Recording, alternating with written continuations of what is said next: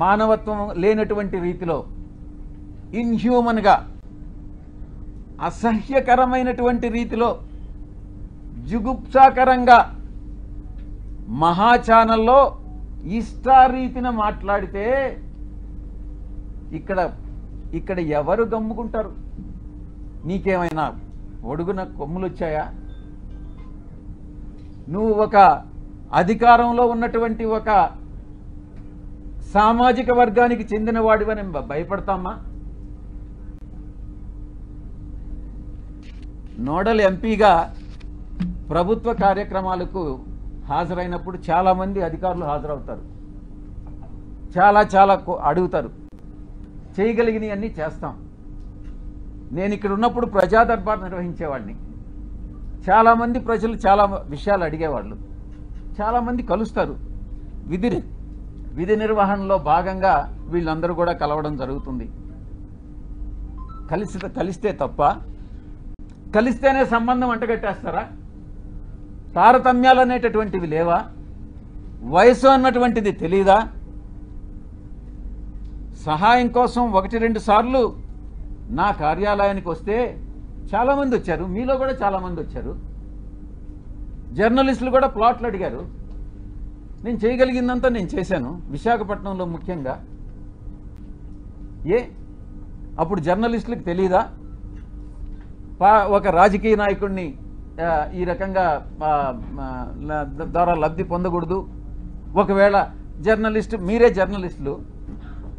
జర్నలిస్టులు మీకు ప్లాట్ లేదని అలాట్ చేసి ఉంటే, మీకు అలాట్ చేసినటువంటి వాళ్ళలో ఎవరైనా మహిళలు ఉంటే వాళ్ళకి నాకు సంబంధం అంట కట్టేస్తారా? ఏమైనా బుద్ధుండి ఇటువంటి ప్రసారాలు చేస్తారా అని నేను ప్రశ్నిస్తా ఉన్నా.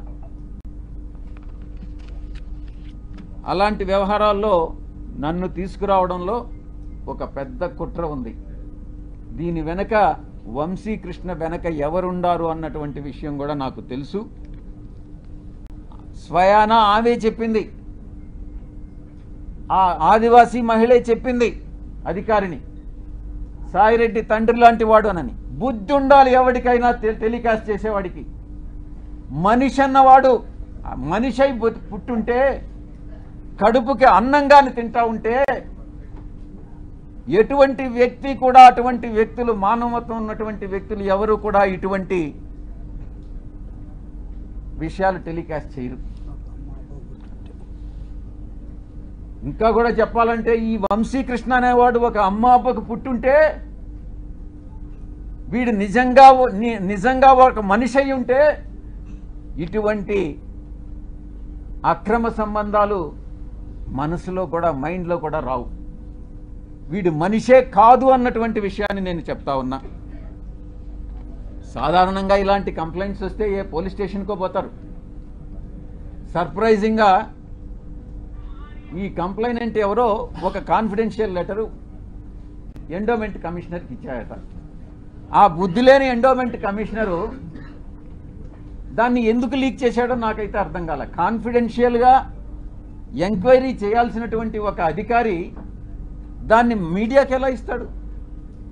అధికారికి బుద్ధి లేదు, తీసుకునేటటువంటి మీడియాకి ఎలా బుద్ధి లేదని నేను ప్రశ్నిస్తా ఉన్నా. నిజాలు ఒకవేళ తీసుకున్నారు, నిజాలు అన్నటువంటివి తెలుసుకోకుండా విచక్షణారహితంగా ఉద్దేశపూర్వకంగా బహిర్గతం చేయడంలో, కుట్రలో ఒక భాగంగా మీరు ఇలాంటివి టెలికాస్ట్ చేస్తారా అని నేను ప్రశ్నిస్తా ఉన్నా.